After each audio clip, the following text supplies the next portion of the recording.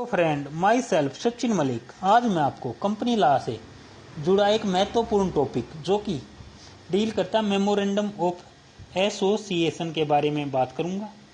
सबसे पहले बात करें इंट्रोडक्शन की। उससे पहले मेरी हम्बल सबमिशन है, अगर आपको मेरा द्वारा बनाए गए वीडियो लेक्चर अच्छे लगते हैं तो आप मेरे चैनल को ज़्यादा से ज़्यादा शेयर कीजिए, मेरे लेक्चर को लाइक कीजिए, कमेंट कीजिए, चैनल को सब्सक्राइब कीजिए। बात करें फ्रेंड्स इंट्रोडक्शन की।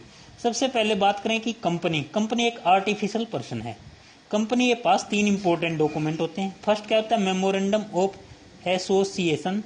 Second article of association. Third होता है प्रोस्पेक्टस। सबसे पहले आपको एक बात का पता होना चाहिए कि जो कंपनी का है, जो कंपनी का बोरन होता है वो कब होता है? कंपनी रजिस्टर होने के बाद कंपनी का बोरन होता है। आज हम मेमोरेंडम ऑफ एसोसिएशन के बारे में पढ़ेंगे, जो ये कंपनी का प्रिंसिपल डॉक्यूमेंट है। It is considered as the charter of the company. ये कंपनी के एक चार्टर के रूप में काम करता है। मेमोरेंडम ऑफ एसोसिएशन वो डॉक्यूमेंट है जिसमें जो बात लिखी गई है कोई डॉक्यूमेंट उसे कॉन्ट्रेरी नहीं कर सकता। मतलब जो बात मेमोरेंडम ऑफ एसोसिएशन में लिखी गई है उस बात को कोई दूसरा डॉक्यूमेंट डिनाई नहीं कर सकता। कहने का मतलब ये है कि जो मेमोरेंडम ऑफ एसोसिएशन है उसमें जो बात लिखी गई है वो कंपनी की क्या है? कॉन्स्टिट्यूशनल बात है, कॉन्स्टिट्यूशनल डॉक्यूमेंट है, क्योंकि जो मेमोरेंडम ऑफ एसोसिएशन है ये कंपनी का कॉन्स्टिट्यूशन डॉक्यूमेंट है। बात करें फ्रेंड्स चार्टर की। Charter means rule book. ये कंपनी की रूल बुक होती है।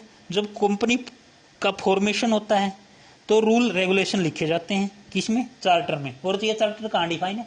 मेमोरेंडम ऑफ एसोसिएशन में डिफाइन है। बात करें फ्रेंड्स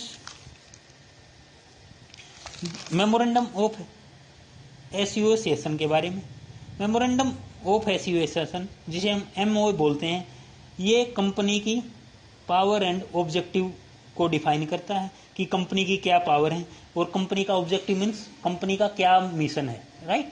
कंपनी बनाने का क्या मिशन है और कंपनी की क्या पावर है ये बताता है।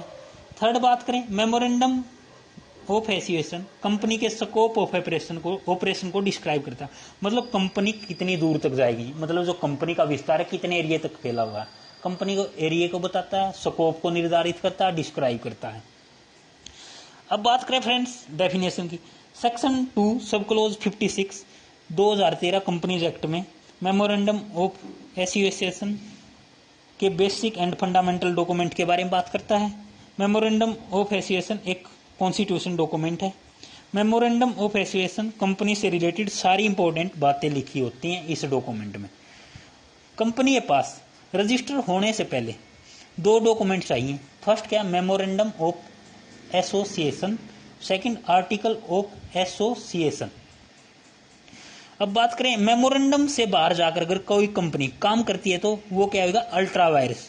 मतलब ये कि जो कंपनी है, जो कंपनी का मेमोरेंडम ऑफ एसोसिएशन में जो बातें लिखी गई हैं, अगर कोई कंपनी उससे बाहर जाके कोई काम करती है तो वो क्या होगा? Not legal. मतलब नॉट लीगलिटी होगी उस काम की, मतलब अल्ट्रा वायरस हो जाएगा, राइट? क्योंकि जो बात मेमोरेंडम ऑफ एसोसिएशन में लिखी गई है उनको तो फॉलो नहीं किया कंपनी ने। कोई दूसरा तरीका, जो कोई दूसरा क्या है पावर अडॉप्ट करने लग गई तो वो क्या होगा? वो क्या हो जाएगा? डिसओबे हो जाएगा, राइट?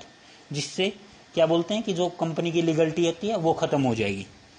अब बात करें memorandum of association and article of association में अगर सेम बात लिख रखी है कंपनी की तो वहां पे किसकी बातें मानी जाएंगी? मेमोरेंडम ऑफ एसोसिएशन की बातों को ही तवज्जो दिया जाएगा। अब बात करें इसके 6 इंपॉर्टेंट क्लोज हैं फ्रेंड्स। 6 इंपॉर्टेंट क्लोज से पहले मैं आपको मीनिंग बता देता हूं मेमोरेंडम ऑफ एसोसिएशन का। It is a constitution of company as it defines limitation and scope of the company activity. कि जो मेमोरेंडम ऑफ एसोसिएशन है ये क्या है? ये कंपनी का क्या है? कॉन्स्टिट्यूशनल डॉक्यूमेंट है। इसमें कंपनी के बारे में लिख रखा है, कंपनी का क्या पर्पज है बनाने से पहले, कंपनी में कितनी कैपिटल होगी, मतलब कितनी कैपिटल क्लोज होएगा, रजिस्टर्ड ऑफिस कहाँ होगा, ये सब बातें मेमोरेंडम ऑफ एसोसिएशन में लिखी होती हैं।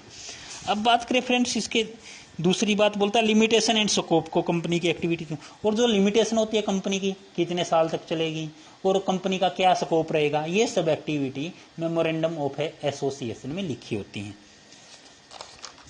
अब मेमोरेंडम ऑफ एसोसिएशन के पर्पज की बात करते हैं। ये कि ये जो मेमोरेंडम ऑफ एसोसिएशन है, इसका पर्पज क्या है कि कंपनी की क्या रेंज रहेगी, कंपनी का क्या स्कोप रहेगा, और जो कंपनी है उसको क्रिएट करने का पर्पज क्या है, कितनी कैपिटल क्लोज रहेगी, ये सब क्या है मेमोरेंडम ऑफ एसोसिएशन में कंपनी के पर्पज मेंशन कर रखे हैं। अब बात करें friends memorandum of association. Memorandum of association legal document, right. अब बात करें 6 क्लोज की जो कि मेमोरेंडम ऑफ एसोसिएशन से रिलेटेड है। फर्स्ट, नेम, कि कंपनी का क्या नेम रहेगा, कंपनी का क्या नेम रहेगा, फर्स्ट बात करता है कि नेम क्लोज की बात करता है कि कंपनी किस स्टेट में काम करेगी और कंपनी का क्या नाम रहेगा। अगर कंपनी प्राइवेट है तो उसके पीछे प्राइवेट लिखा जाएगा, और अगर कंपनी गवर्नमेंट है तो उसके नाम के पीछे लिमिटेड लिखा जाएगा, राइट। अब बात करें दूसरा रजिस्टर्ड ऑफिस की, कि जिस भी स्टेट में कंपनी का रजिस्टर्ड ऑफिस होगा वहां का एड्रेस बताया जाएगा, वहां का जो कंपनी से रिलेटेड कॉन्टैक्ट नंबर दिए जाएंगे, वेबसाइट दिए जाएंगे। जैसे कि हम देखते हैं कोई इंश्योरेंस कंपनी है, उसका हेड ऑफिस का नाम लिखा होता है, हेड ऑफिस के रिलेटेड कॉन्टैक्ट लिखे होते हैं, आईडियां लिखी होती हैं, राइट। ये सब रजिस्टर्ड ऑफिस के अंडर में आती हैं। अब बात करें ऑब्जेक्ट की। ऑब्जेक्ट्स मीन, ऑब्जेक्ट क्लोज बात करता है कंपनी के पर्पज की, कि कंपनी का पर्पज क्या रहेगा। 2 पर्पज होते हैं company, main objective and incidental objective. Main objective कि कंपनी का क्या पर्पज रहने वाला है, कंपनी मतलब कहाँ तक जा सकती है। इंसिडेंटल ऑब्जेक्टिव की बात करेंगे, छोटे पर्पज होते हैं जो कंपनी के। अब बात करें इसका सब्सक्रिप्शन की। सब्सक्रिप्शन क्या कि फॉर एग्जांपल ABCD ने कंपनी लगानी है तो वो क्या करेगी, कंपनी में शेयर लगाएगी, राइट। और शेयर लगाने के बाद क्या होगी, वो रजिस्टर्ड हो जाएंगे। रजिस्टर्ड होने के बाद क्या होगा कि जो कंपनी है वो जो वर्क करेगी उसके सब्सक्रिप्शन क्या रहेगी, ये सब लिखे होंगे सब्सक्रिप्शन क्लोज में, राइट। अब बात करें कैपिटल क्लोज की। कैपिटल क्लोज की बात करता है कि कंपनी की कैपिटल क्या रहेगी, जब कंपनी स्टार्ट होगी उसकी लिमिट, जो कंपनी की कैपिटल क्लोज क्या रहेगी, फॉर एग्जांपल 10 लाख रहेगी, 1 करोड़ रहेगी, ये सब कैपिटल क्लोज में मेंशन लिखा होगा, राइट, मेंशन किया होगा। अब बात करें लायबिलिटी की, कि आप किस तरह की कंपनी खोल रहे हो, आपकी लायबिलिटी लिमिटेड रहने वाली है या अनलिमिटेड होंगी, ये सब बातें करती है कंपनी की लायबिलिटी क्लोज। ये बातें करते हैं, ये जो मैंने क्लोज बताई है मेमोरेंडम ऑफ एसोसिएशन के हैं। फर्स्ट क्या, नेम क्लोज, कि कंपनी का क्या नाम रहेगा। दूसरा क्या, रजिस्टर्ड ऑफिस क्या कहाँ पे होगा। थर्ड क्या है कि ऑब्जेक्टिव क्लोज क्या रहेगा, कि कंपनी का पर्पज क्या है। फोर्थ क्या है, सब्सक्रिप्शन, की कंपनी सब्सक्रिप्शन क्या होंगे, कितने एरिया तक कंपनी फैलेगी। फिफ्थ क्या बोलता है, कैपिटल क्लोज, की कंपनी की जो कैपिटल है वो कितने तक रहने वाली है। सिक्स क्या है, लायबिलिटी क्लोज, की कंपनी की जो लायबिलिटी है वो क्या लिमिटेड होंगी या अनलिमिटेड होंगी, राइट। ये सब बातें करते हैं लायबिलिटी क्लोज की। और एक बार मैं आपको फिर से रिपीट कर दूं कि जो मेमोरेंडम ऑफ एसोसिएशन है ये क्या है, कॉन्स्टिट्यूशनल डॉक्यूमेंट है। इसमें चार्टर मेंशन होता है, कंपनी स्कोप मेंशन होते हैं, पर्पज मेंशन होते हैं, और जो कंपनी है उसकी लायबिलिटीज मेंशन होती हैं, रजिस्टर्ड ऑफिस मेंशन होता है। सेक्शन 2 सब क्लोज 56 में कंपनी एक्ट में जो मेमोरेंडम ऑफ एसोसिएशन है उसके बारे में डिफाइन किया गया है। मीनिंग की बात करें, मेमोरेंडम ऑफ एसोसिएशन क्या है, एक लीगल डॉक्यूमेंट है और इसमें इसकी लिमिटेशन एंड स्कोप को, कंपनी की एक्टिविटीज को डिफाइन किया गया है। उम्मीद करूंगा फ्रेंड आपको मेरा द्वारा दिया गया लेक्चर अच्छे से समझ में आया होगा। अगर मेरे लेक्चर से कोई क्वेरीज हो तो आप मेरे लेक्चर पे कमेंट कर सकते हैं, वीडियोज पे कमेंट कर सकते हैं, एंड अगर आपको मेरे लेक्चर अच्छे लगते हैं तो ज़्यादा से ज़्यादा शेयर कर सकते हैं। Thank you so much.